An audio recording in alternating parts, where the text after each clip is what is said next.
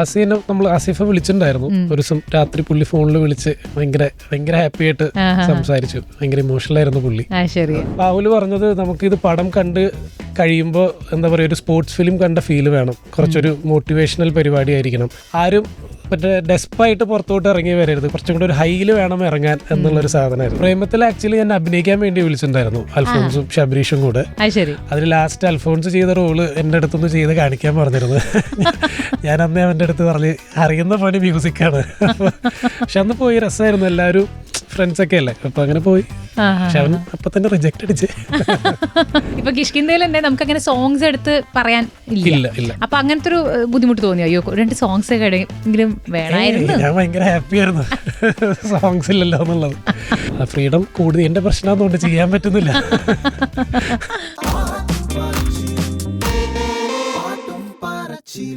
Running successfully അല്ലെങ്കിൽ house full എന്നൊക്കെ കേൾക്കുമ്പോൾ തന്നെ ഒരു ഭയങ്കര ഒരു പോസിറ്റീവ് ഫീൽ ആണല്ലേ. അങ്ങനെ തിയേറ്ററുകളിൽ റണ്ണിങ് സക്സസ്ഫുള്ളി എന്ന് നമുക്ക് പറയാൻ പറ്റുന്ന പുത്തൻ സിനിമ കിഷ്കിന്ധ കാണ്ഡം. ആ ഒരു സിനിമ കാണുമ്പോൾ നമ്മൾ ഒരു വേറെ വേൾഡിലേക്ക് എത്തുകയാണ്. ആ വേൾഡിലേക്ക് നമ്മളെ എത്തിക്കുന്നത് അതിൻ്റെ മ്യൂസിക് കൂടിയാണ്. കാരണം അതില്ലെങ്കിൽ, ആ അകമ്പടി ഇല്ലെങ്കിൽ നമുക്ക് ആ ജേണി പൂർണ്ണമാവില്ല. സോ ഈ ഒരു ഹിറ്റായിട്ടുള്ള സിനിമ കിഷ്കിന്ധ കാണ്ഡത്തിൻ്റെ മ്യൂസിക് ഡയറക്ടർ മുജീബ് മജീദാണ് എൻ്റെ കൂടെ ഉള്ളത്. നമസ്കാരം. ഹായ്. ഞാൻ സിനിമ കണ്ടു, അപ്പം അതുകൊണ്ട് തന്നെ അതിൻ്റെ ഒരു ഫുൾ ഫീല് ശരിക്കും എനിക്ക് കിട്ടിയിട്ടുണ്ടായിരുന്നു. അപ്പം നമ്മളെ കിഷ്കിന്ധയിലേക്ക് കൊണ്ടുപോയി എന്ന് തന്നെ വേണമെങ്കിൽ പറയാം. അപ്പോൾ മ്യൂസിക്കിന് ഇത്രമാത്രം ഒരു സംഭവം, ഒരു ഇമ്പോർട്ടൻസ് ഉണ്ട്. അപ്പോൾ കിഷ്കിന്ധ കാണ്ഡത്തിലേക്കുള്ള ആ ഒരു എൻട്രി എങ്ങനെയായിരുന്നു? കേൾക്കട്ടെ. കിഷ്കിന്ധ ആക്ച്വലി പടം ഷൂട്ട് കഴിഞ്ഞ് എഡിറ്റൊക്കെ ഒരു 70-80% ഒക്കെ ആകുമ്പോഴാണ് ഞാൻ ആ പടത്തിലോട്ട് കയറുന്നത്. സോ ബേസിക്കലി ബാഹുൽ എൻ്റെ റൈറ്റർ, സിനിമാറ്റോഗ്രാഫറിൻ്റെ പഴയ ഫ്രണ്ടാണ്. ഞങ്ങൾ ഒരുമിച്ച് ഒരു 2016 മുതൽ ഒരുപാട് ഷോർട്ട് ഫിലിംസ് ഒക്കെ വർക്ക് ചെയ്ത്, അപ്പം അന്ന് മുതലുള്ള പരിചയം. അങ്ങനെയാണ് ഞാൻ കിഷ്കിന്ധയിലോട്ട് വരുന്നത്. ഞാൻ പടം കാണുന്നു, എനിക്ക് ഭയങ്കരമായിട്ട് ഇഷ്ടമായി. അപ്പോൾ ദിൻജിയുടെ അടുത്ത് ഞാൻ പറയുന്നു പടം നന്നായിട്ടുണ്ട്. അങ്ങനെ അവിടുന്ന് തുടങ്ങി. സോ മൊത്തത്തിൽ ആദ്യം ഒരു സിനിമ കണ്ടിട്ട് അതിന് മ്യൂസിക് ഡയറക്റ്റ് ചെയ്യുക ചെയ്തത്. അപ്പോൾ അങ്ങനെ എപ്പോഴും അങ്ങനെ തന്നെയാണോ സംഭവിക്കാറുള്ളത്, അതല്ലെങ്കിൽ ആദ്യമേ അങ്ങനെയാണോ? എൻ്റെ കാര്യങ്ങളെല്ലാം അങ്ങനെ വന്നേക്കുന്നത്. അതായത് പടം ഷൂട്ട് കഴിഞ്ഞിട്ടല്ല, ഇപ്പോൾ ഞാൻ ചെയ്ത തിങ്കളാഴ്ച നിശ്ചയം ഞാൻ ഷൂട്ട് തുടങ്ങുന്നതിൻ്റെ ഒരു 2 ആഴ്ച മുന്നെയാണ് ഞാൻ അതിലേക്ക് വരുന്നത്. അപ്പോൾ അതുപോലെ തന്നെ വേറൊരു ഹിന്ദി ഫിലിം ചെയ്തതും ഈ പടം പറഞ്ഞ പോലെ ഷൂട്ടൊക്കെ കഴിഞ്ഞ് ലാസ്റ്റ് മിനിറ്റിലാണ് ഞാൻ ആ പടത്തിലേക്ക് വരുന്നത്. അതുപോലെ തന്നെ ഇതും ഷൂട്ടൊക്കെ കഴിഞ്ഞ് എഡിറ്റൊക്കെ ഓൾമോസ്റ്റ് സെറ്റ് ആയപ്പോഴാണ് അതിലേക്ക് വരുന്നത്. ഒരു സിനിമയുടെ ഓൾമോസ്റ്റ് എഡിറ്റ് കഴിഞ്ഞിട്ട് നമ്മളത് കാണുന്നു, എന്നിട്ട് നമ്മൾ മ്യൂസിക് ഡയറക്റ്റ് ചെയ്യുന്നു. അപ്പോൾ എങ്ങനെയാണ് നമ്മൾ അതിൽ ഭയങ്കര ചേഞ്ച് വരുമോ? ശരിക്കും നമ്മൾ മൊത്തത്തിൽ ആ ഒരു എസെൻസ് മനസ്സിലാക്കുകയാണല്ലോ. ബേസിക്കലി നമുക്ക് ഇതിനു മുന്നേ സ്ക്രിപ്റ്റ് ആണെന്നുണ്ടെങ്കിലും ഞാൻ ഈ സീൻസൊക്കെ കാണുമ്പോൾ എൻ്റെ രീതിയിലായിരിക്കും പല സീൻസും ഞാൻ എന്താ പറയുക വിഷ്വലൈസ് ചെയ്യുന്നത്. പടം എടുത്തു കഴിഞ്ഞ് വരുമ്പോൾ അത് ചിലപ്പോൾ വേറെ മാതിരി ആയിരിക്കും. അപ്പോൾ എനിക്ക് കുറച്ചും കൂടെ വർക്ക് ചെയ്യാൻ കംഫർട്ടബിൾ പടം കണ്ടതിന് ശേഷമാണ്. എനിക്ക് സീൻസാണ് എന്നെ കൂടുതലും പടത്തിലേക്ക് ഇന്നാക്കുന്നത് വർക്ക് ചെയ്യാനായിട്ട്. പക്ഷേ വേറെ പലരും ഈ പറഞ്ഞ പോലെ സ്ക്രിപ്റ്റ് വായിക്കുമ്പോൾ തന്നെ അവർ തീമുകളൊക്കെ ചെയ്യും. എനിക്ക് ഭയങ്കര പാടാണത്. ഞാൻ പടം കണ്ടിട്ടാണ് പടത്തിലേക്ക് ഇന്നാവുന്നത്. കുറച്ചുകൂടി എളുപ്പമാണ് അപ്പോൾ ആ പ്രോസസ്സ് അല്ലേ? എനിക്ക് തോന്നുന്നു അത് പടം കണ്ടു കഴിഞ്ഞാൽ പിന്നെ ഓടിലും ഉറക്കത്തിലൊക്കെ മുജീബിന്റെ മനസ്സിൽ ഇങ്ങനെ ആ സീൻസ് വരും, ഇവിടെ എന്ത് ചെയ്യണം എന്നുള്ളത് വരുമായിരിക്കും. ഓ അത് ശരി. ഈ കിഷ്കിന്ധ കാണ്ഡത്തിൽ ശരിക്കും നമുക്ക് ഒരു കാടിന്റെ ഫീല് കിട്ടണമായിരുന്നു. കിഷ്കിന്ധ എന്നുള്ള ആ ഒരു ഫീൽ തന്നെ നമുക്ക് കിട്ടണമായിരുന്നു അല്ലേ? കാരണം കുരങ്ങന്മാരുടെ ഒക്കെ ഒരു വേൾഡ് ആണ്. അപ്പോൾ അതിന് എന്തൊക്കെയാണ്, എവിടെ നിന്നൊക്കെയാണ്? എനിക്കൊരു എന്താ പറയുക, ഞാനൊരു ചെറുതായിട്ടൊരു റെഫർ ചെയ്യാം അല്ലെങ്കിൽ ഒന്ന് ചിന്തിക്കാം എന്നൊക്കെ പറഞ്ഞാൽ എന്തൊക്കെ റെഫറൻസുകളാണ് എടുത്തിരിക്കണേ? ബേസിക്കലി ഇതിൽ ഇപ്പോൾ ദിൻജി ആയാലും ദിൻജിത്തായാലും ബാഹുലായാലും അവർക്കൊരു എന്ത് വേണം വേണ്ട എന്നുള്ളൊരു ഐഡിയ ഉണ്ടായിരുന്നു. പിന്നെ ഒരു യൂഷ്വൽ മറ്റേ മിസ്റ്ററി ത്രില്ലർ ട്രീറ്റ് ചെയ്യുന്ന പോലെ വേണ്ട, ആ സെയിം ഓൾഡ് പാലറ്റ് നമുക്ക് വേണ്ട എന്നുള്ളതായിരുന്നു. അത് തന്നെയായിരുന്നു എനിക്കുള്ള ചാലഞ്ചും. കാരണം എന്തെങ്കിലും ഡിഫറെൻ്റ് ആയിട്ട് ചെയ്യാം. പിന്നെ എനിക്ക് ഇങ്ങനത്തെ ഒരു സൗണ്ട് സ്കേപ്പ് ഭയങ്കര ഇഷ്ടമാണ്, കുറച്ചും കൂടെ എയറി അറ്റ്മോസ്ഫിയറിക് സാധനം. ബാഹുലും അത് ഭയങ്കര ഇഷ്ടമുള്ള ഒരു ജോണറാണ്. അപ്പം അങ്ങനെ നമ്മൾ തുടങ്ങി. ഈ പറഞ്ഞ പോലെ ഈ പറഞ്ഞ പോലെ ട്രയൽ ആൻഡ് എറർ പരിപാടികൾ തന്നെയായിരുന്നു. ഓരോന്ന് ചെയ്യും, കേൾപ്പിക്കും, ചിലപ്പോൾ അത് വർക്കാവില്ല, അത് റീവർക്ക് ചെയ്യും. അങ്ങനെ എത്ര സമയം എടുത്തു ഇതൊന്ന് ഫിനിഷ് ചെയ്ത് ഒരു തൃപ്തിയായിട്ട് അവരുടെ കയ്യിൽ കൊടുക്കാനായിട്ട്? തൃപ്തി ആവില്ല ഒരിക്കലും, പക്ഷെ നമ്മളൊരു 1.5 month എടുത്തു. അതെ. പിന്നെ ലാസ്റ്റ് ആയപ്പോഴും നമുക്ക് മിക്സിങ് കഴിഞ്ഞപ്പോഴും നമുക്ക് കുറച്ച് സ്ഥലത്തും കൂടെ ഒന്നുകൂടെ ആഡ് ചെയ്യാം എന്നൊക്കെ തോന്നിയപ്പോൾ നമ്മൾ വീണ്ടും ഒന്ന് റീവർക്ക് ചെയ്ത് അങ്ങനെയൊക്കെ ചെയ്ത്. ശരി. എനിക്ക് ടുവേർഡ്സ് ദി എൻഡ് പോകുമ്പോൾ ഭയങ്കര ഡും ഡും ഡും എന്നുള്ള ഒരു സാധനമൊക്കെ ഒരു ബീറ്റൊക്കെ എനിക്കിങ്ങനെ ഭയങ്കരമായിട്ട് ഫീൽ ചെയ്തിട്ടുണ്ടായിരുന്നു. അപ്പോൾ അതൊക്കെ ശരിക്കും കോൺഷ്യസ്ലി നമ്മൾ ഈ സീന് ഇത്ര ഇമ്പാക്റ്റ് ഉണ്ട് അതിങ്ങനെ പറയുമായിരുന്നു. അപ്പോൾ ദിൻജിത്താണെങ്കിലും ബാഹുലാണെങ്കിലും പറയുമായിരുന്നു, ഈ ഭാഗത്താണ് നമ്മൾ കൂടുതൽ ഇപ്പോൾ ആ ഒരു അച്ഛനെ ഹഗ് ചെയ്യുന്ന ഭാഗം, അതൊക്കെ ഇമ്പോർട്ടൻ്റ് ആയിട്ടുള്ളതാണല്ലോ. അത് സ്ട്രെസ് ചെയ്ത് പറഞ്ഞു തരുമായിരുന്നു. പിന്നെ കാരണം ബാഹുല് ഇത് എഴുതിയതുകൊണ്ട് ബാഹുലിന് പുള്ളിക്ക് അത് എന്താ വേണ്ടതെന്നുള്ള സാധനം നന്നായിട്ട് അറിയാം. അപ്പോൾ അവൻ എനിക്ക് ഇരുന്ന് എക്സ്പ്ലെയിൻ ചെയ്തു തരും, ഇത് ഇങ്ങനെയാണ് നമുക്കിത്, അതായത് ഇത്ര ഹെവിനെസ് വേണം സ്കോറിൽ, അല്ലെങ്കിൽ ഇത്ര ഹെവിനെസ് വേണ്ട. അപ്പോൾ അത് ഭയങ്കരമായിട്ട് എന്നെ ഹെൽപ്പ് ചെയ്തിട്ടുണ്ട്. കാരണം സോ ഈ പറഞ്ഞ പോലെ എനിക്ക് ഇവരെന്ത് ചെയ്ത് കേൾപ്പിക്കാനുള്ളൊരു കോൺഫിഡൻസ് ആയി. സോ അങ്ങനെ ആണ് പോയേക്കുന്നത്. ഈവൻ ലാസ്റ്റ് സീനായാലും ബാഹുല് പറഞ്ഞത് നമുക്കിത് പടം കണ്ട് കഴിയുമ്പോൾ എന്താ പറയുക, ഒരു സ്പോർട്സ് ഫിലിം കണ്ട ഫീൽ വേണം, കുറച്ചൊരു മോട്ടിവേഷണൽ പരിപാടി ആയിരിക്കണം. കാരണം പടവും കുറച്ച് എന്താ പറയുക പറയാൻ പറ്റില്ല, പക്ഷെ ആരും മറ്റേ ഡെസ്പായിട്ട് പുറത്തോട്ട് ഇറങ്ങി വരരുത്, കുറച്ചൊരു എന്താ പറയുക ഒരു കുറച്ചും കൂടെ ഒരു ഹൈയിൽ വേണം ഇറങ്ങാൻ എന്നുള്ളൊരു സാധനമായിരുന്നു. അങ്ങനെയാണ് നമ്മൾ എൻഡിങ് സ്കോറൊക്കെ നമ്മൾ വർക്ക് ചെയ്തത്. അതിലേറ്റവും എനിക്ക് പിന്നെ തുടക്കത്തിൽ അട്രാക്ഷൻ ഭയങ്കരമായിട്ട് തോന്നിയത് ആ നോർത്ത് ഈസ്റ്റ് മ്യൂസിക് ആണ്. അതിന്റെ ഒരു സോഴ്സ് ഒക്കെ എങ്ങനെയായിരുന്നു കേൾക്കട്ടെ? അതാണ് ഇപ്പൊ അതിൽ ആകെ ഒരു പാട്ടായിട്ട് നമ്മൾ കേൾക്കുന്ന റേഡിയോ എന്ന് വരുന്നതാണെങ്കിലും ഒരു പാട്ടായിട്ട് കുറച്ച് കേൾക്കണത് അതല്ലേ? അത് സ്ക്രിപ്റ്റിൽ ഓൾറെഡി എഴുതിയിട്ടുണ്ടായിരുന്നു ബാഹുല്. കാരണം അതിലത്തെ അപ്പുപിള്ള എന്ന് പറഞ്ഞ ക്യാരക്ടർ നോർത്ത് ഈസ്റ്റിലൊക്കെ വർക്ക് ചെയ്തിട്ടുള്ളത്. അപ്പോൾ പുള്ളി അതുകൊണ്ട് ആ ഒരു ഇൻഫ്ലുവൻസ് പുള്ളിക്കുണ്ട്. അപ്പോൾ എപ്പോഴും പുള്ളി അത് കേൾക്കുന്നത് ഇങ്ങനത്തെ നോർത്ത് ഈസ്റ്റ് ഫോക്ക് സോങ്സ് ആണ്. അപ്പോൾ നമ്മൾ തീരുമാനിച്ചു നമുക്കൊരു ട്രാക്ക് ഇവിടെ ചെറുതായിട്ട് ചെയ്യാം. അപ്പോൾ അത് ഈ പറഞ്ഞ പോലെ പെട്ടെന്ന് ആൾക്കാർക്ക് അത് കേൾക്കുമ്പോൾ ഒരു അട്രാക്ഷൻ കൂടെ, അതായത് നമ്മൾ കേട്ടിട്ടില്ല ഇതുവരെ മലയാളത്തിൽ അങ്ങനെ ഒരു അങ്ങനത്തെ ഒരു നോർത്ത് ഈസ്റ്റ് നമ്മൾ അങ്ങനത്തെ ഒരു ഫോക്ക് സാധനം ഇതുവരെ കേട്ടിട്ടില്ല. സോ അങ്ങനെ നമ്മളത് അപ്രോച്ച് ചെയ്തതാണ്. പിന്നെ അതിൻ്റെ ഒരു എക്സ്റ്റൻഷനായിട്ട് നമ്മളൊരു ട്രാക്കും ചെയ്തിരുന്നു, വാനരലോകം എന്നും പറഞ്ഞിട്ട് ഒരു പ്രൊമോഷണൽ കണ്ടന്റ് പോലെ ജോബും ജമൈമനെ പാടി. ശരിക്കും അതൊരു നോർത്ത് ഈസ്റ്റ് ഫോക്ക് സോങ് തന്നെയാണോ? ഏത് ഭാഗത്തുള്ളതാണ്? അത് ആക്ച്വലി ടിബറ്റൻ ആണ്. സോ നോർത്ത് ഈസ്റ്റിൽ കുറെ സ്ഥലത്ത് ഈ പറഞ്ഞ പോലെ ടിബറ്റൻ ഇത് സംസാരിക്കുന്നുണ്ട്. അപ്പൊ അങ്ങനെ നമ്മൾ ഈ പറഞ്ഞ പോലെ ഒന്ന് എക്സ്പ്ലോർ ചെയ്ത് നോക്കിയപ്പോൾ അങ്ങനെ അത് ആ ലിറിക് ഉള്ളതാ, ഫോക്ക് ലിറിക്സ് ഉള്ളതാണ്. ട്യൂൺ നമ്മൾ വേറെ ചെയ്തു. അത് ശരി. Okay okay. എന്നിട്ട് ഇതൊക്കെ ചെയ്ത് കഴിഞ്ഞിട്ട് അവസാനം ഇത് ഈ മ്യൂസിക് കൂടി ആഡ് ചെയ്തിട്ട് കണ്ട സമയത്ത് ഫസ്റ്റ് എന്താ മുജീബിന് തോന്നിയത്? ഭയങ്കര ഹാപ്പിയാണ്. പിന്നെ ഞാൻ പറഞ്ഞല്ലോ നമ്മളിത് കുറേ ചെയ്ത് കഴിയുമ്പോൾ നമുക്കൊരു ജഡ്ജ്മെന്റ് മാറിപ്പോവല്ലോ. അപ്പോൾ പലപ്പോഴും ഞാൻ എൻ്റെ സിനിമകൾ എൻജോയ് ചെയ്യാറില്ല, കാരണം എന്താ വരണേന്നുള്ളത് നമുക്ക് അറിയാം. പക്ഷെ ഇത് ഭയങ്കര ഹാപ്പി ആയിരുന്നു. ഭയങ്കര തിയേറ്ററിൽ നിന്നുള്ള റെസ്പോൺസ് ഞാൻ കണ്ടു. അപ്പോൾ അത് ഭയങ്കര ഹാപ്പിയാണ്. ശരി. അപ്പോൾ നമ്മുടെ മലയാളത്തിൽ ശരിക്കും പറഞ്ഞിട്ടുണ്ടെങ്കിൽ ഇനി കൂടുതൽ സിനിമകൾ ചെയ്യാനുള്ള ഒരു പുതിയ ആളെന്ന് വിളിക്കാൻ പറ്റില്ല, കുറേ കാലമായി ഇൻഡസ്ട്രിയിലല്ലേ. പക്ഷേ ഇപ്പോൾ കുറേ ഹിറ്റുകൾ തന്നുകൊണ്ടിരിക്കുകയാണ്. അപ്പോൾ ഇനിയും നമുക്ക് ഒരുപാട് നല്ല നല്ല മ്യൂസിക് തരാനുള്ള മ്യൂസിക് ഡയറക്ടറാണ് കൂടെ ഇരിക്കുന്നത്. ഈ മുജീബ് മജീദ് എന്നുള്ള പേര് പറയുമ്പോൾ ആൾക്കാർ മാറി വിളിക്കാറുണ്ട്. മുജീബാണോ? മുജീദ് മജീബ് എന്നൊക്കെ വിളിക്കാറുണ്ട്. പിന്നെ പലപ്പോഴും പലവര് മറ്റേ ഇറാനിയൻ പേര് പോലൊക്കെ മജീദി എന്നൊക്കെ പറയുന്ന പോലൊക്കെ കുറെ പേര് പറഞ്ഞിട്ടുണ്ട്. അല്ലാതെ ശരിക്കും സ്വദേശം തൃശ്ശൂരാണ്. തൃശ്ശൂർ ഉമ്മയുടെ വീട് പ്രോപ്പർ തൃശ്ശൂരാണ്. ഉപ്പാടെ വീട് അരിയന്നൂർ എന്ന് പറയും, ഗുരുവായൂർ. വിക്കിപീഡിയ പറയണത് താൽ സിനിമ കണ്ടിട്ട് അതിലെ മ്യൂസിക് കേട്ട് A.R. റഹ്മാനാണ് ഭയങ്കര ഇൻസ്പിറേഷൻ ആയത് മാറിയത്.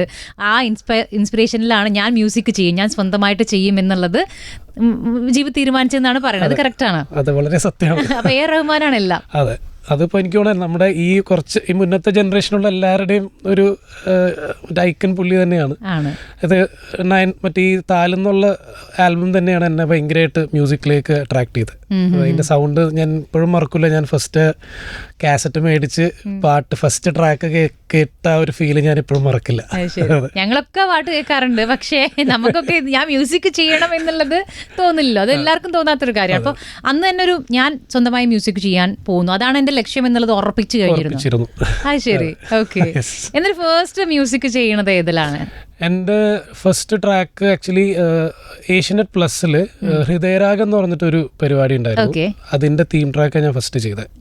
അത് ആശാജി മേനോൻ എന്ന് പറഞ്ഞ സിംഗർ ആയിരുന്നു അത് ആങ്കർ ചെയ്തൊക്കെ. He's A very close friend. So Asha through ആണ് അതിലേക്ക് ഒരു ഓപ്പർച്യൂണിറ്റി കിട്ടുന്നത്. അങ്ങനെ പിന്നീട് നമ്മൾ മന്ദാരത്തിലേക്ക് എത്തുമ്പോഴേക്കും എത്ര സമയം എടുത്തിട്ടുണ്ടായിരുന്നു? എത്ര വർഷങ്ങളുടെ കാത്തിരിപ്പാണ് ഒരു സിനിമ? സോ ഇത് മറ്റേ ഏഷ്യൻ പ്ലസ് ഞാൻ ചെയ്യുന്ന 2004-5 എന്തോ ആണ്. 2018 ഞാൻ ഫസ്റ്റ് പടം ചെയ്യുന്നത്. അപ്പം അതിന് മുന്നേ ഞാൻ കുറേ മ്യൂസിക് ഡയറക്ടേഴ്സിന് വേണ്ടി വർക്ക് ചെയ്യുന്നുണ്ട്. പിന്നെ കന്നഡയിൽ കുറേ ഫിലിമുകൾ ഈ പറഞ്ഞ പോലെ പ്രോഗ്രാമറായിട്ട് വർക്ക് ചെയ്തിട്ടുണ്ടായിരുന്നു. അങ്ങനെ. ശരി ശരി. മന്ദാരത്തിലെ പാട്ടും എനിക്ക് പേഴ്സണൽ ഫേവറേറ്റ് ആണ്. കണ്ണേ കണ്ണേ എന്നുള്ള പാട്ട് ഭയങ്കര ഇഷ്ടമാണ്. പക്ഷെ അതിൽ വേറെയും കുറെ നല്ല പാട്ടുകളുണ്ട്. അതിൽ ഏറ്റവും പേഴ്സണൽ ഫേവറേറ്റ് ഏതാണ്? മഴകൾ എന്ന് പറഞ്ഞ ട്രാക്ക്. അതാണ് ഞാൻ ഫസ്റ്റ് ആ പടത്തിന് വേണ്ടി ചെയ്യുന്നത്. അതാണ് എൻ്റെ ഏറ്റവും ലാസ്റ്റ് റിലീസായതും ആ പാട്ട്.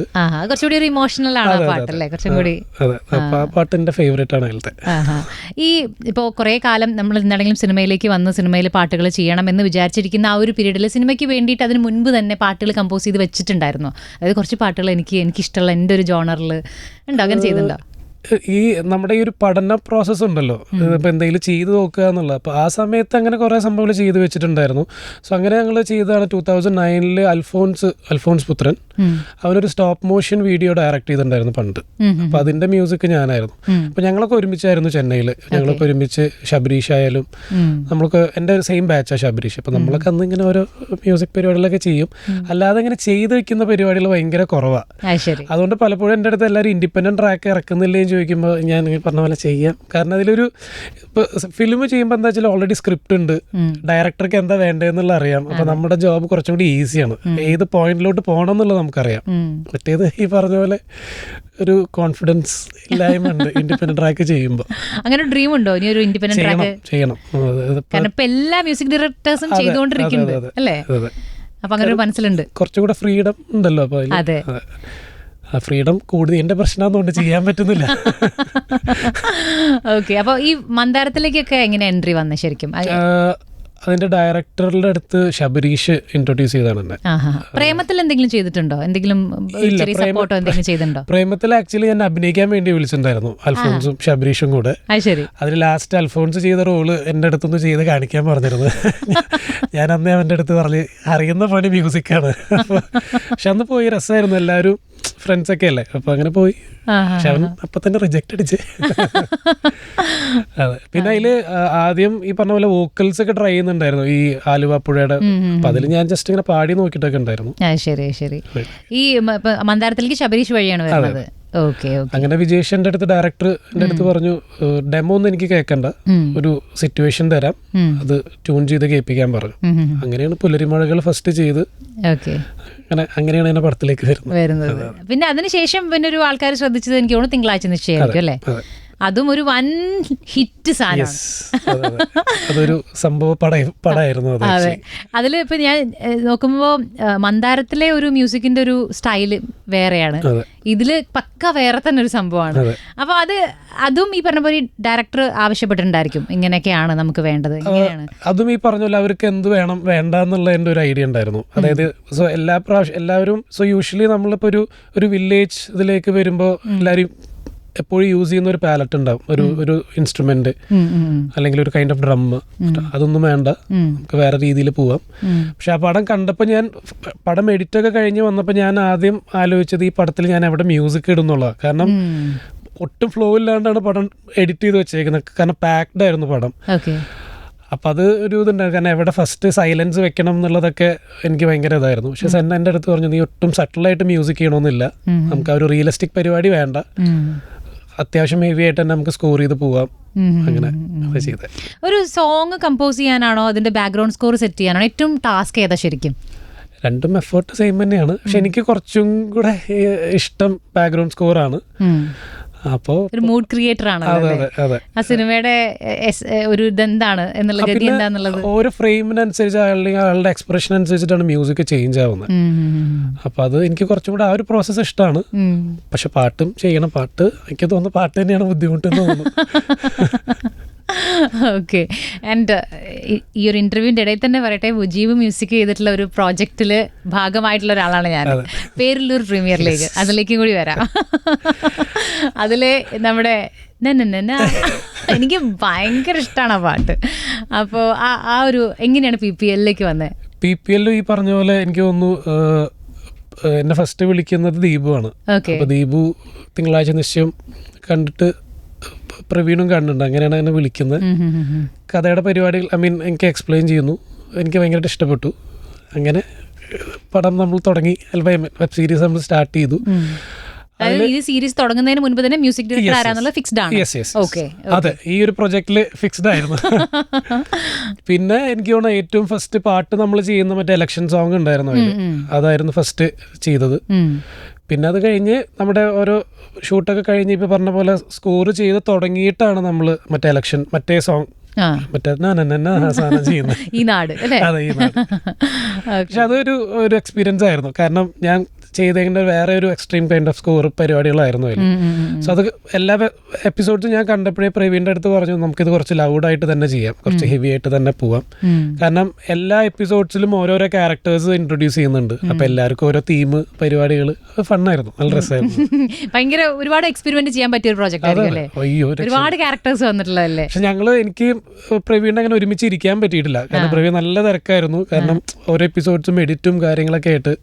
അപ്പോൾ പ്രവീണിനെ ഞാൻ അയച്ചു കൊടുക്കും, പ്രവീൺ കാണും, സെറ്റാണ്, അല്ലെങ്കിൽ ഈ സ്ഥലത്ത് നമുക്കൊന്ന് മാറ്റാം, അങ്ങനെ ചെയ്ത്. ഇത്രയും ക്യാരക്ടേഴ്സ് അതിൽ വരുന്നോണ്ടെന്ന് ചോദിക്കട്ടെ, ഭയങ്കര രസകരമായിട്ടുള്ള കുറെ ക്യാരക്ടേഴ്സ് ഉണ്ട് പേരിൽ. അപ്പോൾ അതിൽ ഏത് ആളുടെ ഭാഗം ചെയ്യുമ്പോഴാണ് ഇപ്പോൾ കുട്ടേട്ടൻ്റെ ആണെങ്കിലും അശോകൻ ചേട്ടൻ്റെ ആണെങ്കിലും ഒക്കെ കുറെ എല്ലാ രസമുള്ള കുറെ ക്യാരക്ടേഴ്സ്. അപ്പോൾ ഈ വർക്ക് ചെയ്യുമ്പോൾ ഇതിനിപ്പോൾ എന്താ ഞാൻ ഇപ്പോൾ ചെയ്യുക എന്ന് കൺഫ്യൂസ്ഡ് ആയിട്ടുണ്ട് എപ്പോഴെങ്കിലും?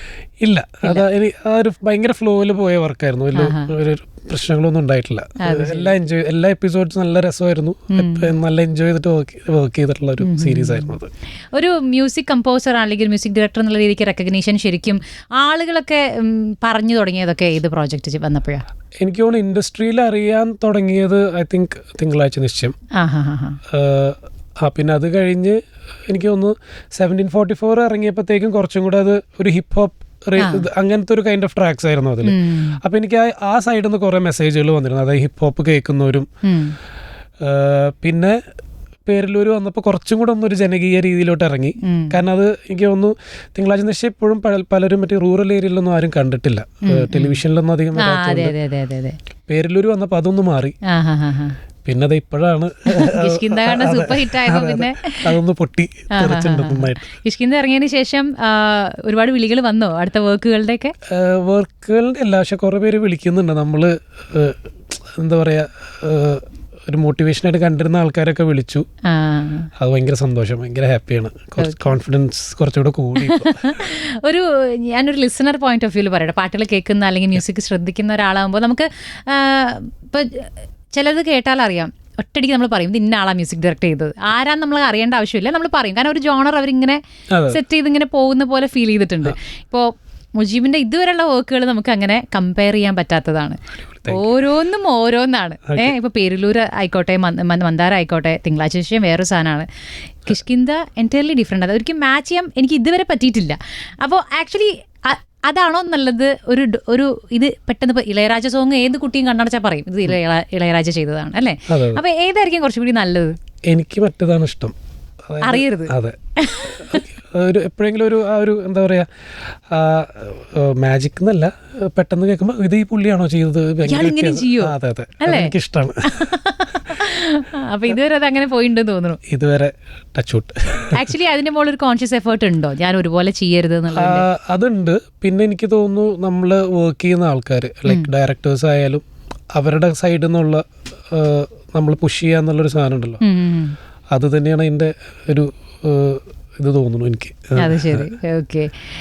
ഒരു പാട്ടിന്റെ ഒക്കെ ബാക്ക്ഗ്രൗണ്ടിലൂടെ വന്നിട്ടുള്ള ഒരാളാണ്, വീട്ടില് പാട്ടിന്റെ ഒരു ബാക്ക്ഗ്രൗണ്ട് ഉണ്ട്.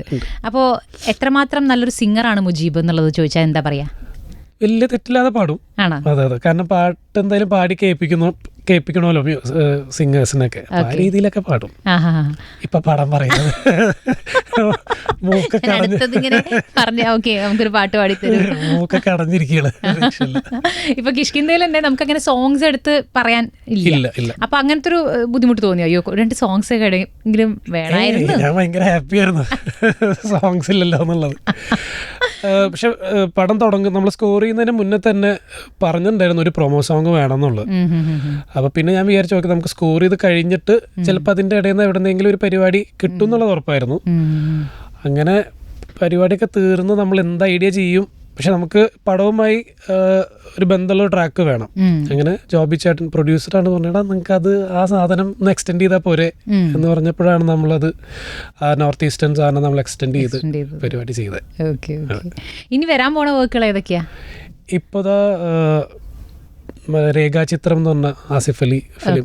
വീണ്ടും ആസിഫ് അലി, അതെ അതെ, മൂന്നാമത്തെ വട്ടം. യെസ്. അതിൻ്റെ ബാക്ക്ഗ്രൗണ്ട് സ്കോറും പാട്ടുകളും ഉണ്ട്. അതാണ് ഇനി അടുത്ത പ്രൊജക്ട്. സ്റ്റാർട്ടായോ അത്? ഇല്ല, തുടങ്ങിയിട്ടില്ല, തുടങ്ങണം. ഓ ശരി. ഈ AR റഹ്മാൻ ഇത്രയും സ്നേഹിക്കുന്ന ആൾക്ക് AR റഹ്മാനെ കാണാൻ പറ്റിയോ ഇതുവരെയ്ക്കും? ഞാൻ ചെന്നൈയിലുള്ള സമയത്ത് പുള്ളീനെ കണ്ടിട്ടുണ്ട്, പക്ഷെ നേരിട്ട് അങ്ങനെ പറ്റിയിട്ടില്ല. ഒരു ഷോയ്ക്ക് പോയതാ. പക്ഷെ നമ്മൾ ഒട്ടും പ്രതീക്ഷിച്ചില്ല. അത് TVG എന്ന് പറഞ്ഞിട്ടൊരു വലിയൊരു സിംഗറൊക്കെ ഉണ്ട്. പുള്ളിയുടെ ബർത്ത്ഡേക്ക് ഞങ്ങൾ ഓപ്പൺ ടിക്കറ്റ് ആയിരുന്നു. അപ്പോൾ ഞങ്ങളെല്ലാവരും പോയി. അപ്പോൾ അവിടെ ചെന്നപ്പോൾ ഇളയരാജ, ബാലമുരളി കൃഷ്ണൻ, MA ബേബി ഇവരൊക്കെ ഉണ്ട്. ഞങ്ങൾ ഓക്കെ നോക്കുമ്പോൾ ഒരാൾ ഈ പറഞ്ഞ പോലെ വന്ന് പുള്ളിക്ക് പൊന്നാടണിച്ചിട്ട് അപ്പം തന്നെ പോവുകയും ചെയ്തു. അപ്പം അന്നാണ് ഞങ്ങൾ ഫസ്റ്റ് കാണുന്നത്. പിന്നെ ഞങ്ങൾ ചെന്നൈയിൽ ഓരോ ഷോസിനൊക്കെ പോകുമ്പോൾ കണ്ടിട്ടുണ്ട്. പിന്നെ റീസെൻ്റ്ലി ആടുജീവിതത്തിൻ്റെ ഓഡിയോ ലോഞ്ചിന് പോയി കണ്ടിരുന്നു. ഇനി ആ ഒരു ഞാൻ ഇത്ര ചെറിയ കുഞ്ഞായിരുന്നപ്പോൾ തൊട്ട് ഞാൻ ആരാധിക്കുന്നതാന്നുള്ളത് നേരിട്ട് പറയാനുള്ള ഒരു അവസരം ഉണ്ടാവട്ടെ അല്ലേ? അതെ, ഉണ്ടാവും. പിന്നല്ല. ഇപ്പോൾ ഒരുപാട് മ്യൂസിക് ഡയറക്ടേഴ്സ് പുതുത് വരുന്ന ഒരു സമയമാണ്. നമ്മൾ ഓൾറെഡി കാലങ്ങളായി കേൾക്കുന്നത്. ഏറ്റവും കൂടുതൽ ഇപ്പോൾ റീസെൻ്റ് ആയിട്ട് നമ്മുടെ സിനിമ ഇൻഡസ്ട്രിയിൽ ഇപ്പോൾ ഞാൻ ചോദിക്കുമ്പോൾ മലയാളം മാത്രമല്ല തമിഴൊക്കെ നോക്കുമ്പോൾ ഭയങ്കര ഇഷ്ടം, ഭയങ്കര കുറച്ചൊരു ഇത് കൊള്ളാം, ഇയാളുടെ വർക്ക് എനിക്ക് ഇഷ്ടമാണ് എന്ന് പറയുന്ന വാക്കുകൾ ഏതൊക്കെ, ആരൊക്കെയാണ്? എനിക്ക് ജസ്റ്റിൻ്റെ വർക്ക് ഭയങ്കര ഇഷ്ടമാണ്. ഓക്കെ. പിന്നെ ബേസിക്കലി ഞാൻ, ജസ്റ്റിൻ, കൈലാസ്, ഞങ്ങളൊക്കെ ചെന്നൈയിൽ ഒരുമിച്ച് ഉണ്ടായിരുന്നു. അപ്പോൾ ഈ പറഞ്ഞ പോലെ കൈലാസും ജസ്റ്റിനൊക്കെ ഫിലിമിലോട്ട് കയറിയപ്പോൾ ഭയങ്കര ഹാപ്പി ആയിരുന്നു. കാരണം ഗ്രൂപ്പിൽ നിന്ന് ഓരോരുത്തരായിട്ട് കയറി വരുന്നൊരു സന്തോഷമുണ്ട്. എനിക്ക് കൈലാസിന്റെ പാട്ടുകൾ ഇഷ്ടമാണ്. കൈലാസ്, അതെ അതെ. പിന്നെ എനിക്ക് സുഷിന്റെ വർക്കുകൾ ഇഷ്ടമാണ്. പിന്നെ ഇപ്പൊ വരുന്ന എല്ലാവരും അവരുടേതായിട്ടുള്ള ഒരു ഐഡന്റിറ്റിയിലാണ് വരുന്നത്. അപ്പോൾ നല്ല എന്താ പറയാ, ഒരു ഫ്രണ്ട്ലി കോമ്പറ്റീഷൻ എന്തായാലും ഉണ്ട്. ശരി. എന്താണ് ഡ്രീം ചെയ്യണത് ഈ ഒരു പ്ലാറ്റ്ഫോമിൽ? എന്താണ് ഡ്രീം ചെയ്യണത്? നല്ല പടങ്ങൾ ചെയ്യുക, നല്ല വർക്ക് ചെയ്യുക. അതെ. സിംഗറായിട്ട് അറിയപ്പെടണമെന്ന് ആഗ്രഹമുണ്ടോ? ഇല്ല ഇല്ല, എനിക്ക് മ്യൂസിക് കമ്പോസ് ചെയ്താൽ മതി. അതാണ് കുറച്ചും കൂടെ കംഫർട്ടബിൾ. Okay okay. അത് ശരിക്കും ഈ വർക്കിൻ്റെ ഒരു സ്റ്റൈൽ എങ്ങനെയാണ്? നമ്മൾ നമ്മുടേതായിട്ടുള്ള ഒരു സ്പേസിൽ നമ്മൾ വേറെ ആരുടെയും ഒരു ഇൻഫ്ലുവൻസ് ഇല്ലാതെ ഒറ്റയ്ക്കിരുന്ന് വർക്ക് ചെയ്യുന്നതാണോ മുജീബിൻ്റെ ഒരു സ്റ്റൈൽ? എങ്ങനെയാണ്? ഞാൻ ആദ്യം അങ്ങനെയൊക്കെ ആയിരുന്നു. ഇപ്പം അതൊക്കെ മാറി. കാരണം ഇപ്പോൾ ഇത് കിഷ്കിന്ധയിലായാലും ഇവർ രണ്ടുപേരും എൻ്റെ അടുത്ത് തന്നെ ഉണ്ടായിരുന്നു. ഇവർ പുറത്തിരിക്കും, ഞാനിവിടെ നിന്ന് സ്കോർ ചെയ്യും, അവരെ കേൾപ്പിക്കും. അത് വേറെ നമ്മൾ ട്രാക്ക് മാറിപ്പോയിട്ടുണ്ടെങ്കിൽ അതല്ല, ഇങ്ങനെയല്ല. സോ എല്ലാം അപ്പം തന്നെ നമ്മൾ കറക്റ്റ് ചെയ്ത് അതൊരു കൂട്ടായിട്ടുള്ള ഒരു ജേർണിയാണ് ഒരു സിനിമയിൽ നടക്കുന്നത്. അതെനിക്ക് നല്ലതാ കുറച്ചും കൂടെ. ഈ പറഞ്ഞ പോലെ അല്ലെങ്കിൽ പിന്നെ ഞാനിത് ചെയ്ത് അയച്ചു കൊടുത്ത് അവര് കേട്ട് പിന്നെ അത് തിരിച്ചു വന്ന് ഇതാകുമ്പോൾ അപ്പം തന്നെ നമുക്ക് റിസൾട്ട് കിട്ടി. ആസിഫ് അലി എന്തെങ്കിലുമൊക്കെ പറഞ്ഞു? ആസിഫ് അലി, അപർണ, അവരൊക്കെ കുറച്ച്, അപർണ പ്രത്യേകിച്ച് മ്യൂസിക്കുമായിട്ട് വളരെ കണക്റ്റഡ് ആയിട്ടുള്ള ഒരു ആർട്ടിസ്റ്റാണ്. അപ്പോൾ ഇതിന്റെ മ്യൂസിക് അപർണ പറഞ്ഞ പോലെ നന്നായിട്ടുണ്ടെന്നൊക്കെ പറഞ്ഞു. പക്ഷെ ആസിഫിനെ നമ്മൾ ആസിഫ് വിളിച്ചിട്ടുണ്ടായിരുന്നു ഒരു ദിവസം രാത്രി. പുള്ളി ഫോണിൽ വിളിച്ച് ഭയങ്കര ഹാപ്പി ആയിട്ട് സംസാരിച്ചു. ഭയങ്കര ഇമോഷണൽ ആയിരുന്നു പുള്ളി. അടിപൊളിയായിരുന്നു. ഞാനും ഭയങ്കര ഹാപ്പി ആയി പുള്ളി അങ്ങനെ വിളിച്ച് പറഞ്ഞപ്പോഴൊക്കെ. അതൊരു ഞാൻ മറക്കില്ല ദിവസം. ഇപ്പം നമ്മൾ ചെയ്തൊരു വർക്ക് എന്നുള്ളതിലുപരി നമ്മളിത് തിയേറ്ററിൽ കാണുമ്പോൾ ഓട്ടോമാറ്റിക്കലി അതിലെല്ലാ ക്യാരക്ടേഴ്സും അല്ലെങ്കിൽ എല്ലാം നമ്മൾ അനലൈസ് ചെയ്യുമല്ലോ. അപ്പോൾ ഇതിലിപ്പോൾ ഏറ്റവും കൂടുതൽ ആളുകൾ സംസാരിച്ചുകൊണ്ടിരിക്കുന്നത് വിജയരാഘവൻ ചേട്ടൻ്റെ അപ്പുപിള്ള എന്നുള്ള ക്യാരക്ടറും അജയ് എന്നുള്ള ക്യാരക്ടറും ആസിഫിൻ്റെ ക്യാരക്ടർ. ഇതിലേതാ പേഴ്സണൽ ഫേവറേറ്റ്? അയ്യോ, രണ്ടുപേരും അടിപൊളിയാണ്. അടിപൊളിയാണ്, എന്നാലും കുറച്ചും കൂടി ആസിഫിന്റെ ക്യാരക്ടർ. കാരണം കുട്ടേട്ടൻ എന്താന്നുള്ളത് നമുക്കറിയാം. അപ്പോൾ അതിൽ നിന്നൊക്കെ എനിക്ക് തോന്നുന്നു ആസി ഭയങ്കരമായിട്ട് മാറി തുടങ്ങി. പുള്ളി ഭയങ്കരമായിട്ട് ഇമ്പ്രൂവ് ആയി തുടങ്ങി. നമ്മൾ പറയില്ല മറ്റേ ഇരുത്തം വന്ന, അത് ശരിക്കും ആ പടത്തിലുണ്ടായിരുന്നു. ഭയങ്കര സട്ടിലായിട്ട് അത് ഭയങ്കര അടിപൊളിയായിരുന്നു. അതായത് പല സീനുകളും പുള്ളി ഭയങ്കര സട്ടിലായിട്ട് അഭിനയിച്ച് ലാസ്റ്റത്തേക്കാണ് ആ ബ്ലാസ്റ്റ് ആവുന്നത്. സത്യം. അത് നമ്മൾ പടം കണ്ടു കഴിഞ്ഞ് പിന്നീട് ആലോചിക്കുമ്പോഴാണ് ഓക്കെ എന്തുകൊണ്ടാണ് പുള്ളി അത് അങ്ങനെ അഭിനയിച്ചത് എന്നുള്ള പരിപാടികളൊക്കെ മനസ്സിലാവും. അതെ അതെ അതെ. ആസിഫ് അലി എന്നുള്ള ആക്ടറുടെ ഒരു ഭയങ്കര ഇവോൾവിങ് ഒരു സമയം നടന്നുകൊണ്ടിരിക്കുകയെന്ന് നമുക്ക് ശരിക്കും ഫീൽ ചെയ്യും. ആദ്യം ഒന്ന് ഞെട്ടിച്ചത് നമ്മുടെ കെട്ടിയോളാണ് എൻ്റെ മാലാക എന്നുള്ള സിനിമയിൽ ഭയങ്കരമായിട്ട് ഞെട്ടിച്ചു. ഞാൻ ഇതിലും ശരിക്കും ഭയങ്കര അടിപൊളിയായിട്ട് ചെയ്തിട്ടുണ്ട്. അപ്പം അതുകൊണ്ട് ആസിഫാണ്. എനിക്കിഷ്ടമാണ് പുള്ളി പണ്ട് മുതലേ. നമ്മള് ഒന്നും പറയാല്ല. കുട്ടേട്ടനെ നമ്മൾ പോയി കണ്ടിരുന്നു, വീട്ടിൽ പോയി കണ്ടിരുന്നു. പുള്ളി ഭയങ്കര എക്സൈറ്റഡ് ആണ്. ഓക്കെ. എന്താണെങ്കിലും ഒരുപാട് സന്തോഷം. ഇനിയും ഒരുപാട് വർക്കുകൾ ഇതുപോലെ ഇഷ്ടം പോലെ ചെയ്യാൻ പറ്റട്ടെ. ലോകം അറിയപ്പെടുന്ന വലിയൊരു മ്യൂസിക് ഡയറക്ടർ ആവട്ടെ. താങ്ക്സ്.